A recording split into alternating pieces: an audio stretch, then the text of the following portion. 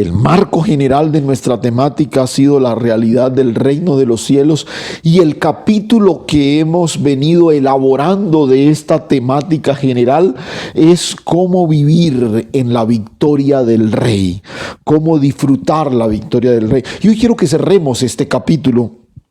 Hemos tenido como marco de referencia el libro de Josué, pero quiero que de alguna forma hagamos el cuadro general de lo que este desafío nos plantea y sumemos algo de lo que Dios quiere darnos en esta mañana, ¿no? Recuerde, hemos sido trasladados al escenario de nuestra herencia, pero a veces nuestra forma de vivir no refleja esa verdad. La realidad parece ser otra. Parecemos habitantes del desierto y no residentes de esa grandiosa heredad donde el Señor nos ha puesto. Vivimos, por ejemplo, la zozobra de las circunstancias, como que todo se cierra y tratamos de empujar por un lado y por otro, y nos hemos olvidado que Dios es quien abre puertas. Estamos a la casa de un padrino, alguien que nos pueda ayudar, un contacto que de alguna manera nos pueda sacar del lío en el que estamos. Pero recuerde, tú fuiste ubicado en un escenario donde quien abre puertas es Dios. El gran desafío no es empujar lo que está cerrado, es identificar lo que Dios está abriendo y reconocer que incluso Él también cierra delante de nosotros escenarios en los que no quiere que incursionemos. Pero también identificamos otro elemento, que fue esa ansiedad que a veces nos asalta, que nos preocupa. Entonces el Señor, a través de su palabra, vino para recordarnos que hemos sido puestos en el séptimo día. El día de la obra consumada de Dios. Y entonces la invitación del cielo fue: descansa en Él, descansa en Él.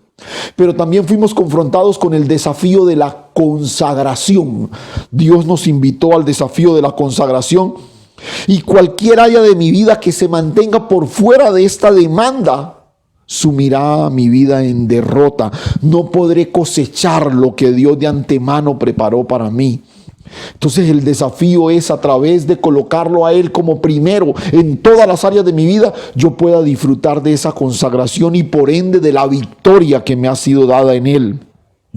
Pero como el tema ha sido la victoria, cuando hablamos de victoria definitivamente surge, ¿cierto?, la realidad del enemigo, ¿sí? Una realidad que no podemos negar, pero enfatizamos, no nos puede atemorizar. Porque el gran instrumento del enemigo es el engaño. Lo identificamos, ¿cierto? Pero si yo me mantengo nutrido, vestido y renovado en Cristo, ninguna arma forjada contra mí prosperará. Mi gran arma es la verdad y consultar permanentemente a Dios. Recuerda que este fue la gran debacle de Josué y lo que trajo tantas consecuencias a la generación a través de ese pacto con los gabaonitas. No consultaron con el Señor. Ahora, si tú observas la dinámica de lo que hemos venido trabajando hasta hoy, uno observa que estos principios de una u otra forma los hemos aprendido o los hemos identificado más a través de experiencias dolorosas, a través de experiencias de fracasos que de éxito. Y nota esto, por ejemplo, la nación se posicionó en la tierra prometida, pero no vivió a plenitud la victoria que le había sido dada. Y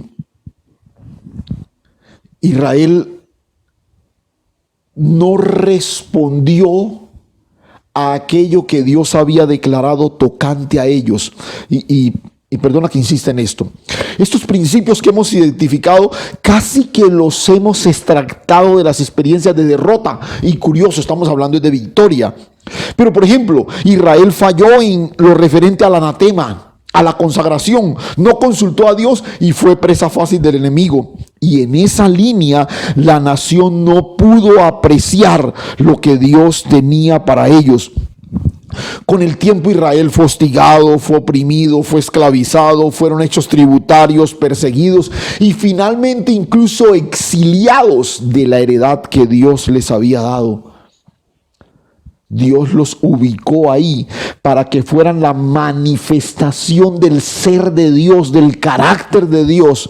Pero en últimas fueron expulsados por sus enemigos, fueron exiliados a una tierra lejana. Y uno lee estos relatos y le parece increíble. ¿Cómo puede ser que después de todo lo que Dios hizo por la nación, ellos terminaran viviendo de la manera que vivieron? Y escúchame, esta es una historia real, porque es una historia bíblica. Pero recuerda esto que hemos aprendido. Esta historia no es verdad simplemente porque sucedió. Esta historia es verdad porque sucede. Porque sucede. Esta es la naturaleza de la Escritura, que es la verdad de Dios, no porque es un relato que sucedió. Es porque es la realidad de Dios, porque sucede hoy con nosotros. Cuando hablamos, por ejemplo, de personas y familias hostigadas por las presiones del sistema, oprimidas por las acechanzas del enemigo, esclavizadas por algunas conductas pecaminosas, endeudados, perseguidos por todos lados, iracundos, depresivos, explosivos, llenos de rabia, con relaciones fracturadas. Uno quisiera decir que esta descripción corresponde a aquellos que están del otro lado del Jordán. Pero muchas veces esta es la descripción de la realidad que corresponde a nosotros. Entonces, nota, te acabé de decir, la historia de Israel es verdad porque sucedió, pero la Biblia es verdad porque sucede. También en muchos de nosotros nos sucede exactamente aquello que Israel vivió. No pudo disfrutar de la victoria que les había sido dada en el Señor. Estamos en la tierra de la heredad, o por lo menos eso parece, pero estamos lejos de vivir en la victoria del Rey. Nos cuesta trabajo, por ejemplo, identificar las puertas que Dios abre. Vivimos empujando incluso lo que Dios ha cerrado. Vivimos angustiados, aunque el calendario celestial dice que estamos en el 7º día. Nos cuesta trabajo descansar en Él y vivimos presos de la angustia, de la ansiedad. Mantenemos áreas de nuestra vida que no hemos consagrado a Dios y más bien las hemos consagrado a nuestro manejo y nuestro deleite. Y caemos con frecuencia en los engaños del enemigo. Esas 4 cosas que hemos identificado como factores que nos establecerán en la victoria del Rey, al igual que Israel, se convierten para nosotros en tropezadero y vivimos más bajo el engaño de las tinieblas que en la victoria que nos ha sido dada en el Señor. La nación, bajo el liderazgo de Josué, cosechó victorias épicas. Y yo quisiera invitarle a hacer un ejercicio, pues no ahora, lógicamente, pero que usted termine de leer todo el libro de Josué. Lea esos detalles, algunos relatos realmente cinematográficos. ¿Cómo olvidar, por ejemplo, la mano del Señor deteniendo todo el movimiento del sistema solar cuando Josué levanta su voz y dice: Sol, detente en Gabaón? Y entonces Dios detiene el movimiento del sistema solar para que su pueblo pudiera tener luz y concluir una aplastante batalla en la que Israel se trenzó contra una coalición de 5 reyes. Espectacular, un relato de esa naturaleza. Ejércitos enteros corrieron despavoridos ante la nación de Dios porque Dios puso terror en sus corazones.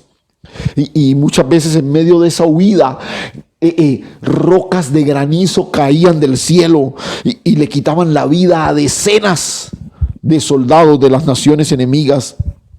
Josué guió a la nación por toda la geografía de la heredad que Dios les había dado, y ciudades enteras desaparecían a su paso.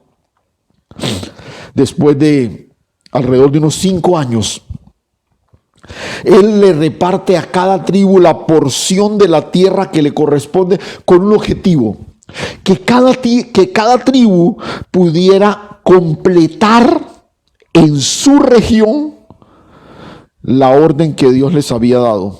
¿cuál había sido la orden de Dios? Que exterminaran y expulsaran a todos los habitantes de esa tierra. Esa era la orden.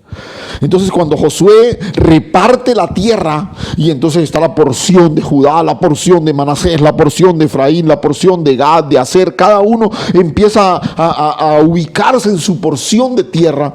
Debían cumplir la demanda que Dios les había hecho. Y aquí es donde quiero llamar tu atención, porque hubo más cosas que le impidieron a la nación vivir en la victoria que Dios les había dado. Pero quiero terminar este capítulo en esta mañana puntualizando específicamente esta. Y este es el principio sobre el que vamos a hablar en los próximos minutos. Escúchame. Yo debo sacar todo rezago de las tinieblas que todavía hay en el escenario de mi heredad. Yo debo sacar todo rezago de las tinieblas que todavía hay en el escenario de mi heredad. Yo no puedo vivir la victoria del rey si permito todavía rezago de las tinieblas en el lugar donde Dios me ha puesto. Y es interesante, Israel se instala en la tierra sin haber hecho o sin haber completado la demanda del desalojo. Era una expulsión exhaustiva, un exterminio puntual de todos los moradores de esa tierra. Pero ellos se instalaron en la tierra sin completar lo que a ellos les correspondía. Y mira, a veces nosotros, después de haber sido trasladados de las tinieblas al reino de su amado Hijo, nos acostumbramos a vivir en derrota. Y ojo, porque no quiero que esto genere una confusión. No quiere decir que ahora no tenemos dificultades, porque una cosa son las dificultades y otra cosa son las derrotas. Yo puedo tener una dificultad económica. Lo que no puedo vivir es en derrota económica todo el tiempo. Yo puedo tener una dificultad en cuanto a mi relación con otros. Lo que no puedo vivir es una permanente hostilidad con las personas que están a mi alrededor. Yo puedo tener en un momento algún tipo de tropiezo con mi carácter y todo lo demás. Lo que no puedo vivir es toda la vida esclavo de la explosión de mi carácter. ¿Ves la diferencia? En medio del registro de las grandes batallas que el libro de Josué reporta, uno encuentra algunas notas aclaratorias que luego incluso el escritor de Jueces las resume todas. Y esas notas aclaratorias se hacen acerca de algo que pareció en principio insignificante, pero que después fue determinante. Y voy a citar algunas. Y vamos a ir mirando algunos textos. De pronto yo los voy a colocar en pantalla para que sea más fácil. Y tú, si tienes ahí tu libreta de notas, más bien concéntrate en tomar aquello que tú, que el Señor por el Espíritu está colocando en tu corazón. Por ejemplo, en el capítulo 15, a la altura del verso 33, dice: mas los jebuseos que habitaban en Jerusalén y los hijos de Judá no pudieron, más los jebuseos que habitaban en Jerusalén y los hijos de Judá no pudieron arrojarlos. Y ha quedado el jebuseo en Jerusalén con los hijos de Judá hasta hoy. La porción de tierra de Judá incluía Jerusalén. Allá habitaban los jebuseos. Y Judá tenía el compromiso de expulsarlos o de exterminarlos. Pero nota lo que registra el relato de Josué. El jebuseo quedó en Jerusalén con los hijos de Judá hasta hoy. Eso le pasó a la tribu de Judá. Pero por ejemplo, mira Josué 16:10. Pero no arrojaron al cananeo que habitaba en Geser, Antes quedó el cananeo en medio de Efraín hasta hoy y fue tributario. O sea, el cananeo habitaba en la tierra que le correspondía a Efraín. Y Efraín debía expulsarlo o exterminarlo. Pero no lo hizo. Y terminó viviendo en esa tierra. Pero no solo le pasó a Judá, no solo le pasó a Efraín. Observa otro ejemplo, el verso 17, el capítulo 17, verso 12. Mas los hijos de Manasés no pudieron arrojar a los de aquellas ciudades y el cananeo persistió en habitar en aquella tierra. Pero cuando los hijos de Israel fueron lo suficientemente fuertes, hicieron tributario al cananeo, mas no lo arrojaron. Los de Manasés tampoco arrojaron a los enemigos que estaban en su tierra. Y bueno, podríamos seguir con el resto del libro. Yo espero que usted en su lectura vaya identificando estas notas, que vuelvo y digo, parecen notas aclaratorias insignificantes. Oh, pero después con el tiempo, el no acatar esa instrucción divina trajo consecuencias lamentables en la nación. Estos son solo unos ejemplos de lo que sucedió con todas las tribus de Israel. Escúcheme, ninguna se libró de este registro. No hubo una sola tribu que dijo, yo sí saqué de mi territorio a todos, yo arrasé con todos. No, no, no. La orden específica del Señor era que todos los habitantes y los moradores de Canaán debían ser exterminados o expulsados. Ahora, uno se preguntaría, bueno, ¿por qué no tomarlos como esclavos? Podría representar una gran ventaja tener una cantidad de gente, de esclavos, de siervos. ¿Por qué el Señor fue tan drástico, tan radical, tan tajante? Observemos la razón y devolvámonos un poquito a Deuteronomio capítulo 7. En Deuteronomio capítulo 7, y vamos a leer los primeros 5 versículos, donde el Señor le da las razones por las cuales las naciones que habitan Canaán deben ser expulsadas y exterminadas. Miremos Deuteronomio, dice: cuando Jehová tu Dios te haya introducido en la tierra en la cual entrarás para tomarla, y haya echado de delante de ti a muchas naciones, al Eteo, al Gergeseo, al Amorreo, al Cananeo, al Fereceo, al Heveo, al Jebuseo, 7 naciones más grandes, 7 naciones mayores y más poderosas que tú, y Jehová tu Dios las haya entregado delante de ti y las haya derrotado, las destruirás del todo. Escuche, las destruirás del todo. No harás con ellas alianza, ni tendrás de ellas misericordia, no emparentarás con ellas, ni darás tu hija a su hijo, ni tomarás a su hija para tu hijo, porque desviará a tu hijo de en pos de mí, y servirán a dioses ajenos, y el furor de Jehová se encenderá sobre vosotros, y te destruirá pronto. Mas así habéis de hacer con ellos: sus altares destruiréis, y quebraréis sus estatuas, y destruiréis sus imágenes de acera, y quemaréis sus esculturas en fuego.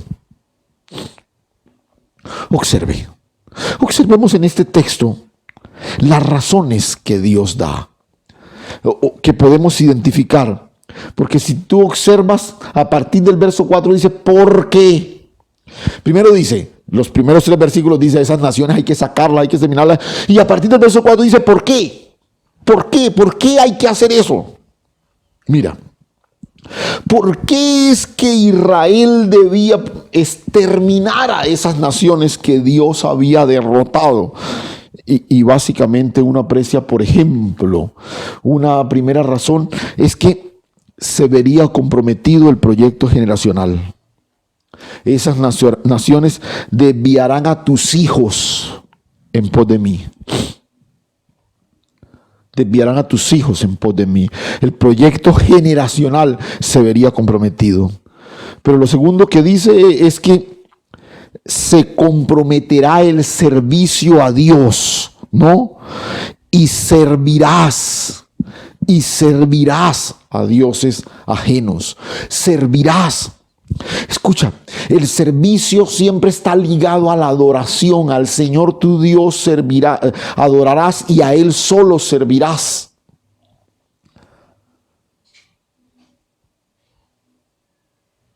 La presencia de estas naciones iba a hacer que el servicio a Dios se viese eclipsado por el servicio a otras deidades.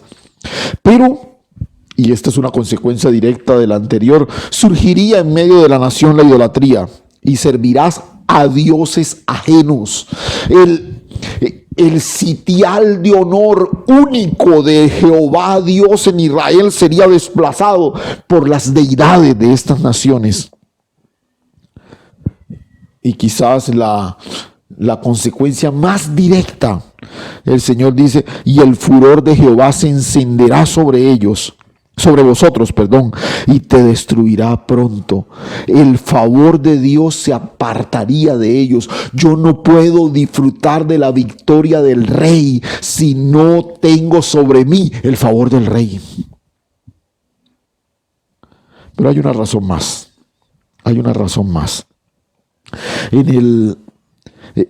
En Deuteronomio 20 dice, a la altura del verso 16, pero de las ciudades de estos pueblos que Jehová tu Dios te da por heredad, ninguna persona dejarás con vida, sino que los destruirás completamente, al Eteo, al Amorreo, al Cananeo, Fereceo, Heveo, Jebuseo, como Jehová tu Dios te ha mandado. Y escuche, para que no os enseñen a hacer según sus abominaciones que ellos han hecho para con sus dioses, y pequéis contra Jehová.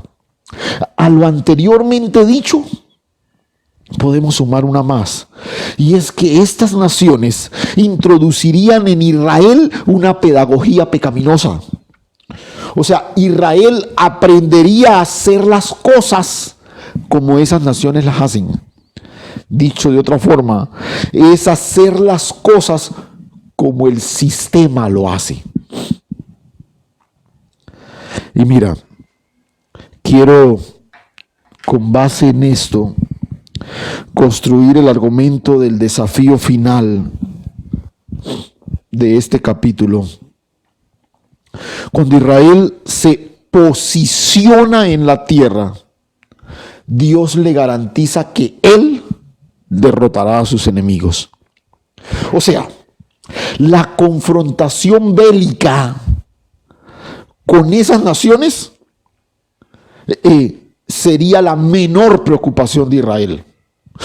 Como la estrategia, las armas, no. O sea, por la confrontación bélica no te preocupes, yo derrotaré a tus enemigos. La verdadera asignación que Israel tenía era exterminarlos. O sea, si Dios ya lo derrotó, remátalo, acábalo, expúlsalo. ¿Por qué? Y aquí, por favor, quiero que captures en tu espíritu esto que es fundamental. Escúchame. La intención de Dios era convertir a Israel en bendición a todas las demás naciones. Todas las demás naciones de la tierra. Pero escucha, lo que Dios quería manifestar desde Israel, en Israel que está en la tierra prometida, era la pureza de su gloria. No un sincretismo malsano que haya venido de la relación con esas naciones. No una mezcla pagana que haya surgido de las alianzas con esas naciones. Dios iba a manifestar su gloria a través de Israel. La pureza de su gloria. Por eso Israel no debía tener ninguna relación con esas naciones. Y esto es algo que a la iglesia le ha costado entender hoy. A veces nos preocupa ver cómo nos congraciamos con el mundo, cómo establecemos alianzas con el mundo, cuando Dios ha establecido su iglesia para hacer la manifestación gloriosa de la pureza de su Hijo. Escúchame, la heredad era perfecta. Incluso el mismo Moisés en Deuteronomio dice que esa tierra era buena, que se sembraba todo el tiempo del año. O sea, esa tierra era perfecta, no necesitaba nada más. El escenario que Dios les estaba proporcionando les daría la provisión que necesitaban, les garantizaba la seguridad que venía de parte de Dios frente a las amenazas que había a su alrededor. El problema no estaba en la tierra misma, en la tierra como tal. El problema estaba en los habitantes que habían ahí. A ver, te lo digo de esta forma. El escenario al que tú y yo hemos sido trasladados es perfecto. No necesitamos nada más. Lo que tú y yo necesitamos ya no fue provisto. El favor de Dios está con nosotros. ¿Sabes cuál es el problema? El problema es lo que yo todavía retengo.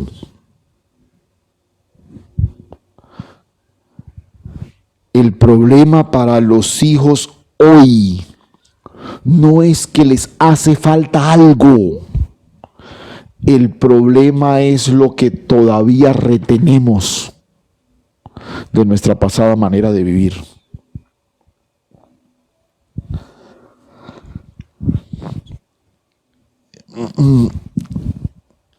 Escúchame esto, mira. La fe religiosa siempre se nutre en el faltante de algo. Por eso mucha de la fe que ha cultivado la iglesia es la fe en que Dios le puede algún día dar lo que le falta.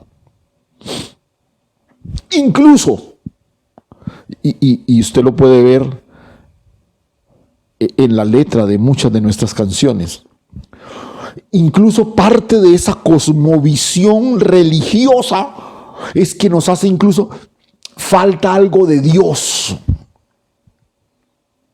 Queremos que Dios nos dé más de Él. Y Dios nos dio todo en su Hijo amado. Entonces hemos cultivado una fe en un permanente faltante. Pero la fe en Dios y su palabra siempre camina en la manifestación de lo que Dios nos ha dado. Te lo digo así, en una frase mucho más simple, mucho más sencilla, sin tanto adorno. Tu problema y mi problema no es lo que nos falta, es lo que todavía retenemos de nosotros mismos. El problema era lo que estaba en la tierra, no alguna dificultad con la tierra misma. Hay cosas que he permitido que permanezcan conmigo, pero deben ser expulsadas, exterminadas, y mientras eso no suceda, voy a vivir una permanente sensación de derrota. Esa sensación de derrota me acompañará siempre,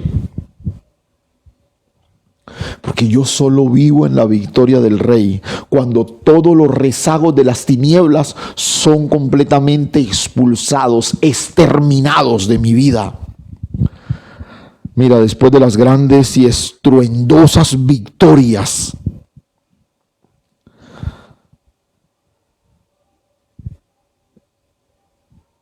uno pensaría que una pequeña porción de habitantes de Canaán sobrevivieran. Eso no es tan delicado. ¡Wow! Mire esas victorias de Israel. Hombre, sí, quedaron vivos por ahí unos que otros. Quedó por ahí un pueblito que no pudieron expulsarlos. Pero bueno, eso finalmente los vamos a hacer siervos. Pero esos habitantes que se mantuvieron dentro de la heredad, finalmente hicieron inclinar el corazón de los hijos de Israel y lo apartaron cada vez más de Dios. Y escucha, el asunto no es que te van a quitar la heredad. El asunto es que no te van a permitir disfrutar de la victoria que te ha sido dada en Cristo Jesús. Todo el registro del libro de Jueces, que es el que sigue después de Josué, fue una ilustración de esta gran verdad.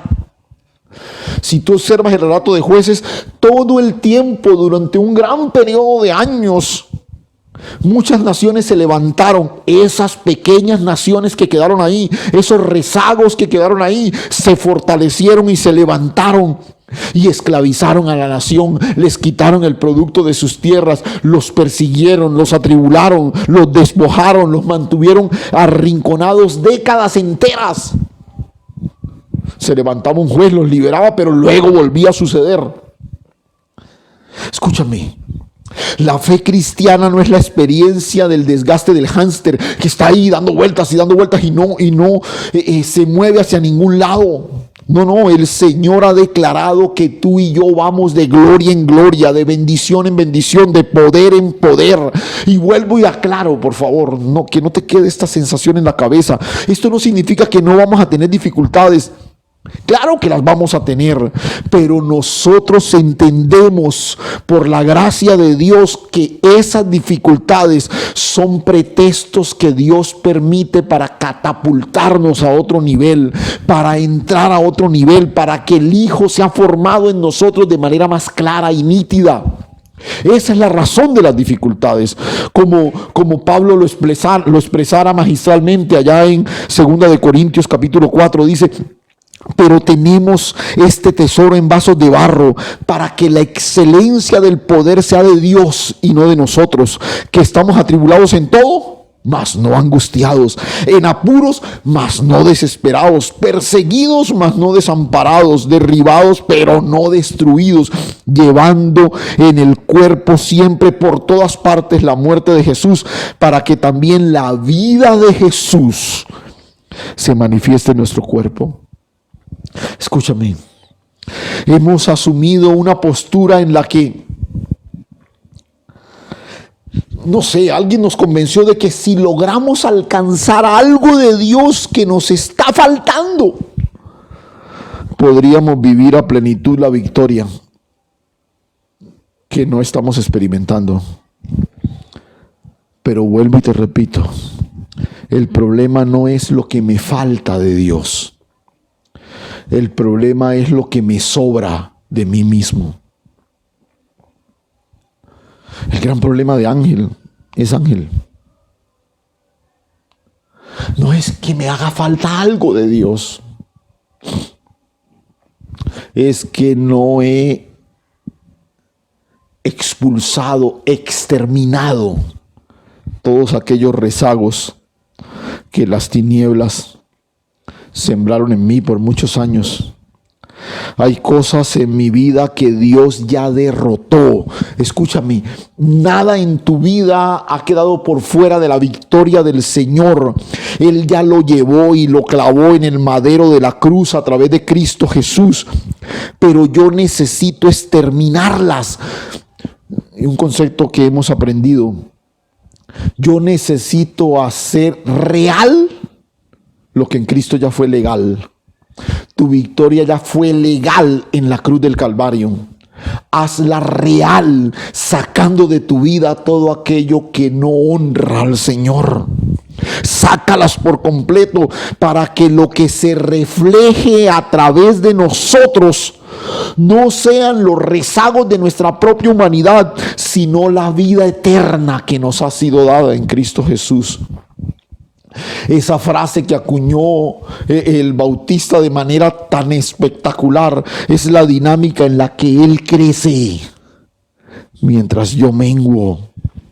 Y mira, te voy a citar un par de ejemplos de esta situación. Por ejemplo, lo que hablo, lo que declaro, en muchas ocasiones mi vida termina sumida en derrota por que tengo una seria dificultad en controlar mi lengua. Entonces entro en discusiones con las personas a mi alrededor, con mi cónyuge, con mis hijos. Y la manera como expreso la realidad que está a mi alrededor solo responde a lo que mis ojos ven, no a lo que Dios ha dicho. Y entonces todo el tiempo estamos hablando cosas y luego nos acercamos y pedimos perdón y sí, yo me apresuré, yo no debía haber dicho eso, qué pena. Y todo el tiempo estamos en esa situación. Y entonces mira, somos conscientes de esa dificultad que tenemos, pero no nos lanzamos al desafío de exterminarla, de sacarla de una vez por todas de nosotros. Y por lo general asumimos dos posturas, ¿no? Una postura un poco más piadosa, ¿cierto?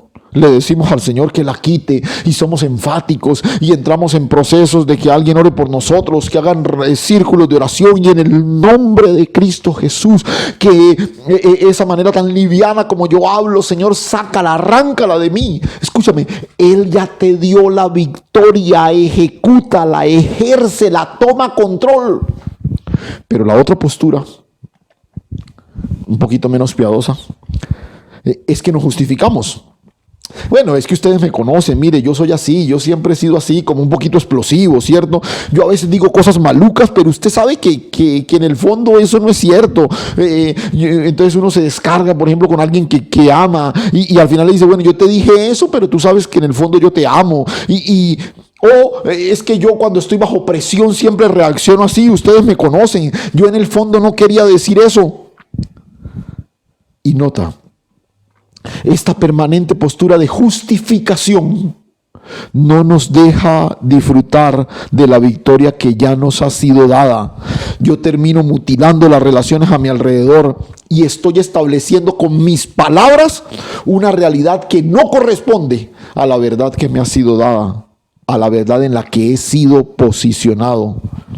Entonces tú dirás, pero bueno, Pastor Ángel, ¿y entonces cómo hacemos? ¿Qué dijo el Señor? Sácala, extermínalo. Yo necesito tomar el control. Yo tengo que asumir el desafío de expulsar, de exterminar esta conducta que me impide vivir a plenitud la victoria que el Señor me dio. Yo necesito poner freno a mis labios porque nadie me coge como una marioneta y me pone a hablar en momentos de ira. Yo necesito, escúchame, renunciar al legítimo derecho de expresar lo que siento y abrazar el reto de manifestar lo que soy.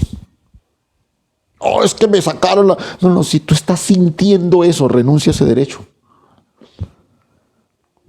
No puede ser que el poder que emana de la cruz sea insuficiente para poner bajo control esta situación en particular. Pero la victoria que ya el Señor logró, a mí me corresponde hacerla real. Llena tu boca de alabanza. Llena tu mente de todo lo verdadero, lo honesto, lo justo, lo puro, lo amable, aquello que es de buen nombre, aquello en lo que hay virtud, lo que es digno de alabanza, todo lo edificante.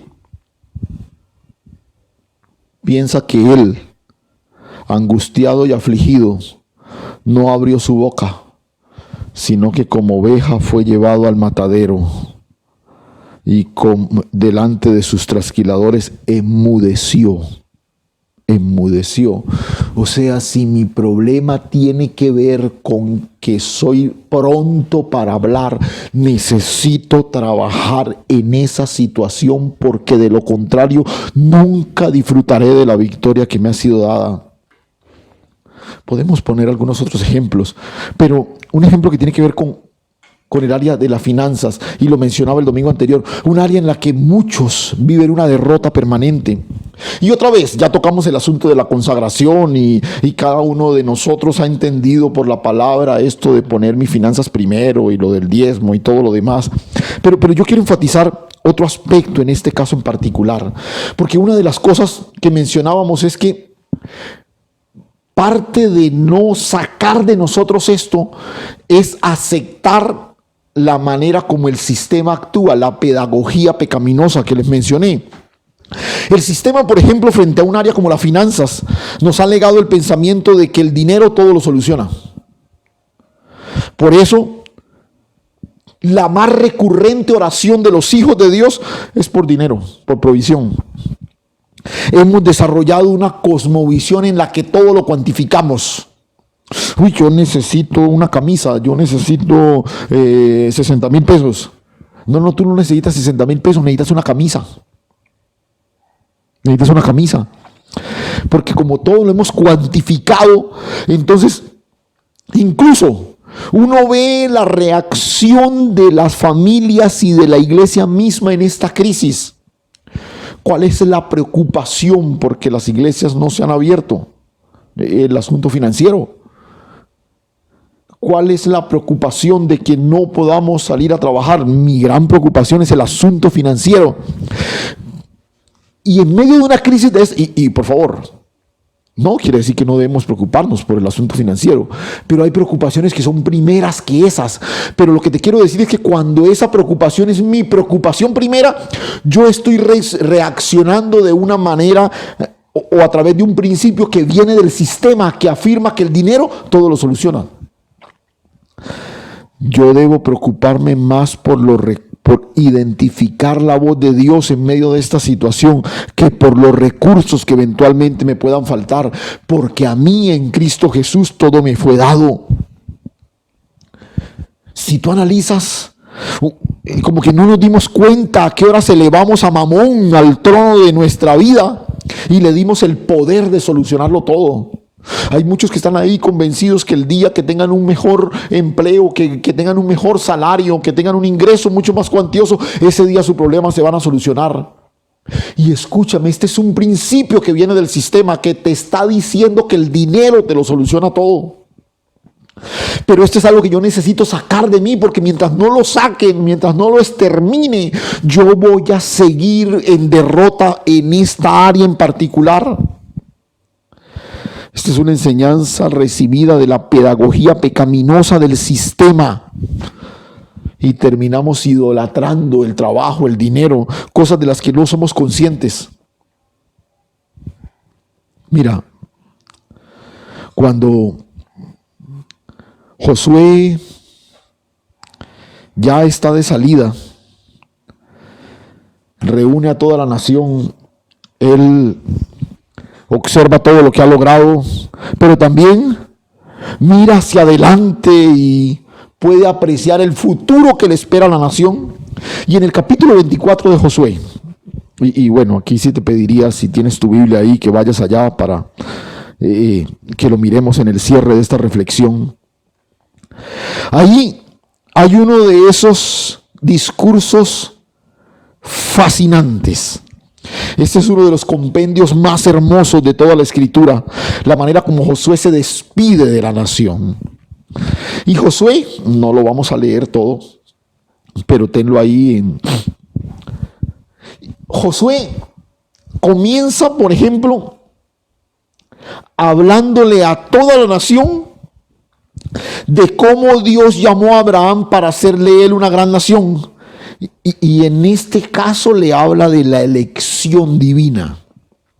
Dios eligió a Abraham, lo llama y hace de él una gran nación. Pero luego menciona cómo la descendencia del patriarca termina en Egipto y entonces Dios escoge a Moisés y Aarón para sacar a su pueblo de esclavitud. Y la segunda cosa a la que hace referencia es a la liberación de Dios. Luego, entre todos los episodios que Israel vivió en el desierto, escoge uno. Y curiosamente, lo que sucedió con Balac y Balaam, cuando Dios, a pesar de la intención de este profeta pagano de maldecir a Israel, Dios termina declarando bendición a través de los labios de Balaam y muestra cómo Dios puso bendición sobre la nación. Pero luego menciona el paso del Jordán y cómo la nación pasa el Jordán y se posiciona en la tierra que Dios les había dado. Y finalmente dice que Dios entrega en sus manos a las ciudades, a los cultivos, a todo, y les invita a tomar posesión de lo que ellos no construyeron ni sembraron. Mira, si tú observas la elección, la liberación, la bendición, la posición, la posesión, todos estos elementos configuran la gran victoria de Dios para su pueblo. Todo esto lo hizo Dios. Dios los eligió, Dios los liberó, Dios los posicionó y Dios les dio aquella tierra como posesión de ellos. Y el énfasis es que todo eso lo hizo Dios por gracia. O sea, la victoria es algo que Dios nos da por gracia.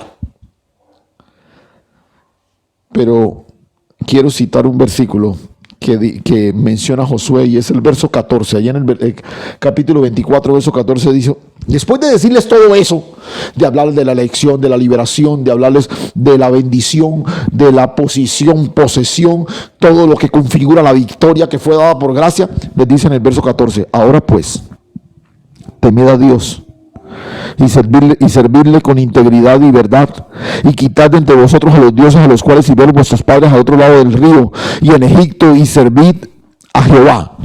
Escucha, todo esto que Dios hizo fue por gracia. Israel no hizo nada, pero ahora Dios les hace una demanda, una triple demanda en ese versículo: teman a Dios, sírvanle y quiten, expulsen, exterminen todo lo que está ahí. Y es muy interesante. Josué les hace una invitación, les dice: ahora puedes servir a Dios y temed a Dios y servirle con integridad. Yo y mi casa serviremos a Jehová. Ustedes. Y entonces Israel respondió: serviremos al Señor. Mira qué interesante esto. Israel reconoció esto, pero no estuvo dispuesto a asumir esto. Israel reconoció la gracia de Dios, pero desestimó la demanda que el Señor les hizo. Y yo creo que en esta línea, exactamente en esa misma línea, se mueve nuestra comprensión de lo que Dios ha hecho con nosotros. Las naciones que Israel no exterminó ni expulsó, Dios permitió que se levantaran para probar a la nación del pacto. Ellos fueron oprimidos, perseguidos, esclavizados y no pudieron vivir la victoria que Dios ya les había dado. Lo que tú no consagras radicalmente a Dios se convertirá en un instrumento a través del cual serás probado. Si tú no consagras tus labios al Señor, alguna cosa que salga de ellos se va a venir en contra tuya en un momento determinado. Si tú no consagras tus finanzas a Dios, esa área en particular va a ser un tropezadero para ti el resto de tu vida, tus relaciones, todo lo que, cualquier área de tu vida. Y te decía que el libro de Jueces es la ilustración perfecta de esta realidad. Todo el tiempo de los jueces, Israel vivió la opresión de las naciones que permitió que se quedaran en la tierra.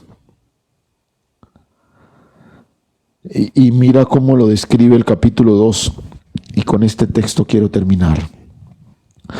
Toda aquella generación también fue reunida a sus padres, y se levantó de ellos otra generación que no conocía a Jehová, ni la obra que él había hecho en Israel.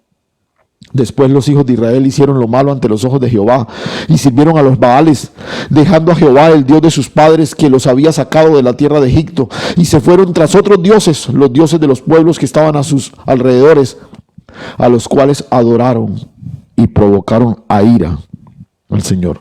Si tú observas en este resumen que hace el escritor de Jueces, tú puedes identificar las razones que Dios les dio para que esas naciones fueran expulsadas.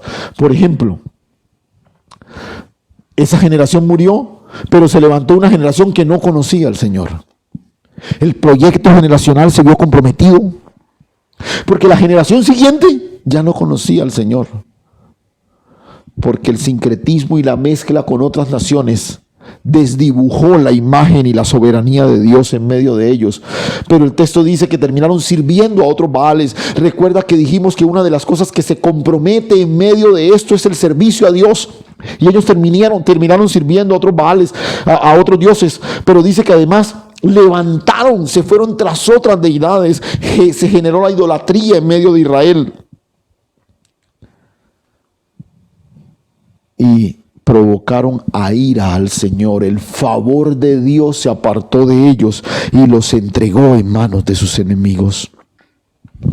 ¿Cuáles son aquellas cosas que deben ser expulsadas para que podamos permitir la victoria completa y absoluta que Dios ganó para nosotros a través de Cristo Jesús? ¿Qué es aquello que has permitido que conviva en el escenario sagrado que representa nuestra mente y nuestro corazón? Hay cosas que hemos dejado que estén ahí. Y escúchame, mientras sigamos permitiendo rezagos de las tinieblas, nunca disfrutaremos de la victoria que nos ha sido dada. Y yo quisiera orar para terminar,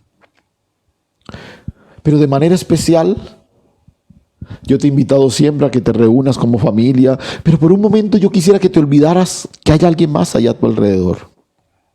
Porque una de las cosas por las que he orado alrededor de esta palabra, porque la aplicación de esta palabra es absolutamente personal. Hay cosas que tú has permitido en el escenario de tu heredad que son completamente distintas a las que yo he permitido. Y entonces el desafío de esta palabra es completamente personal, no familiar, personal. Yo necesito enfrentarme a aquellas cosas que he dejado prosperar en el escenario de mi heredad, para que lo único que se manifieste a través de mí sea la gloria de Dios y no los rezagos de todo aquello que he traído conmigo. Quizás eres preso de un carácter explosivo. Quizás toda la vida te ha justificado: es que yo soy así, es que mi familia es así, es que yo vengo, mi papá era así, mi abuelo era así. Escúchame, tú fuiste elegido en Cristo antes de la fundación del mundo, antes de que se hiciera tu papá y tu abuelo. Quita esa justificación de tu cabeza y quebranta tu carácter delante del Señor, para que la manifestación de la gloria de Dios sea expresada a través de ti. Quizás te cuesta trabajo sujetarte al diseño de Dios.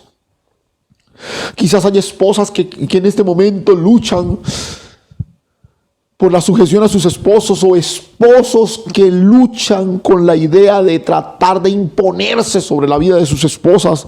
Hay gente que lucha con una sexualidad inmoral y han permitido en sus vidas contacto con la pornografía, con cierto tipo de cosas que están ahí. Y te has dado licencia de permitir en tu corazón cosas que deben ser sacadas, expulsadas. Hay personas con el asunto del manejo del dinero, el control de la lengua, tus reacciones, tus relaciones, tus aspiraciones. Este es el momento de poner todo delante del Señor,